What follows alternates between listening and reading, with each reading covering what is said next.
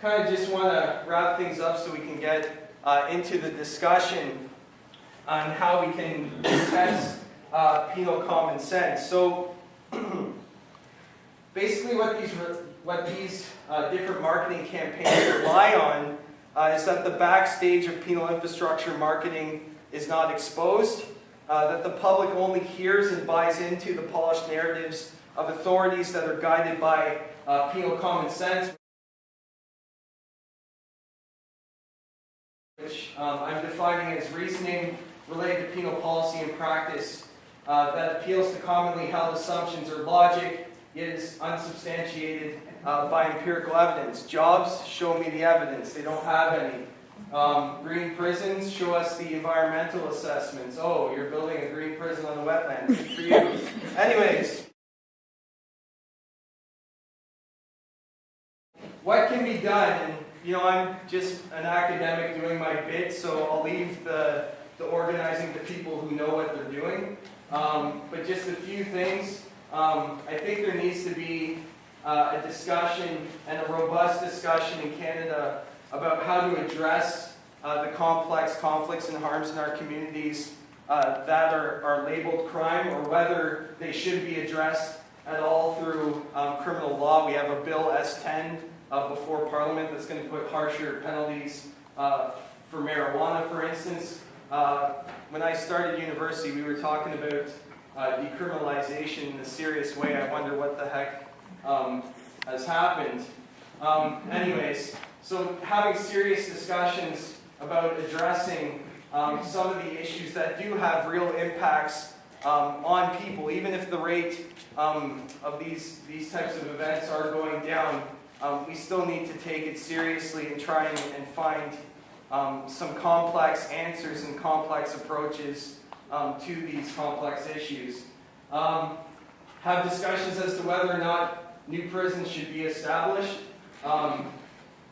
We do have an overcrowding situation. Some people would say, well, look, we need to make sure we have more humane conditions behind bars. Maybe we should build more prisons. Others would argue, and this is an argument that I'm putting forward, is that we actually need a punishment legislation moratorium that stops future influxes of new prisoners into our backyard that generate need for building these prisons. And then, if those of you in the room agree that new prisons should be built, what ought to be their purpose, how should they be designed, how large should they be, and where they should be built.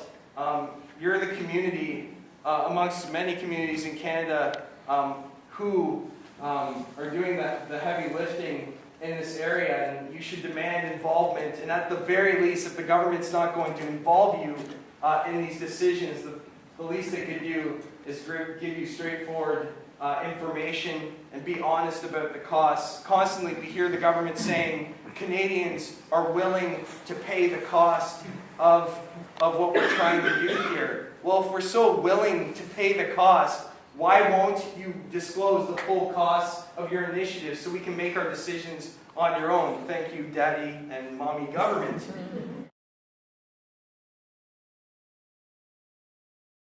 I think another important thing that could be done, maybe assemble an access to information working group that would be specifically focused on filing access to information requests with governments to get access to how these press releases are released, to try and understand how the government is organizing their messaging so that you can counter those messages, although they regurgitate the same press release for every single thing that they do, and it's pretty easy to basically figure out what they're doing. Also, if we're going to talk about prisons contributing to public safety, well, let's find the government studies that say that imprisonment leads to public safety. And if we can't find them, then that says a lot about what we're doing. Let's access the facility impact studies that they have to find how many jobs are going to be created as a result of these initiatives. And if we can't find them, to be quite frank, they're full of shit. Access government siting reports and environmental assessments. if you're going to build a green prison in our community, let's find out what the environmental assessment says so that we can decide on our own if we want a so-called green prison in our town. Another thing that could be done is to try and reimagine what public safety means, and to try and reappropriate it. Constantly it's associated with cops, courts, and corrections, and we need to reappropriate and redefine this term, or we risk continuing the debate on the narrow terms of the penal system, rather than engaging in discussion of what it actually means to be safe, right? So to have a job, to have a roof over our heads, to be able to afford to eat and pay our bills, to have access to health and mental health services, to be able to address the complex needs of those of us in conflict, and so on. And I think ultimately we need to free ourselves of prisons, but particularly the prisons in our mind that limit how we conceive of what we call crime and how we respond to it. A second thing I think that should be continue to be mentioned in discussions about penal policy is this notion that it generates economic stimulus. The prison farm campaign has been shut down because the government says it loses $4 million a year. Well, tell me where the Correctional Service of Canada makes money. As far as I'm concerned, we're losing $2.46 billion a year, so why don't we just cancel that entire program as well?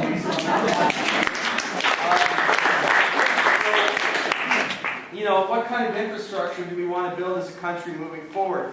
Do we want McPrisons, or do we want to build hospitals and train and hire doctors and nurses? Do we want to build schools and hire the thousands of qualified teachers that are currently in long waiting lists for jobs? To teach our kids who will drive the economy, whatever economy that is, moving forward. Despite the rhetoric of our provincial and federal politicians who say that we can pay for it all, that no cuts or tax hikes are on the horizon, we know we have choices before us, and it's our responsibility to make the right ones. I don't really feel like paying a prison mortgage for 30 years. I don't know about you guys. If we're talking about so-called green approaches to crime, maybe we should think about crime being a local issue that requires local solutions, not shipping someone up the 401 from Toronto to basically supervise what's taking place in their lives. And I think one way that communities can do this is by developing community capacity to address these issues, and something that's been tried, that's starting to be tried in Texas, in states like Kansas, is what they call justice reinvestment. It's basically what they do is they add up all the costs of policing, their courts, their prison system, their parole system, and from there they basically say we're going to divert some funds into the community for mental health services, addiction services, and so on, so we can actually address some of the issues that contribute to these complex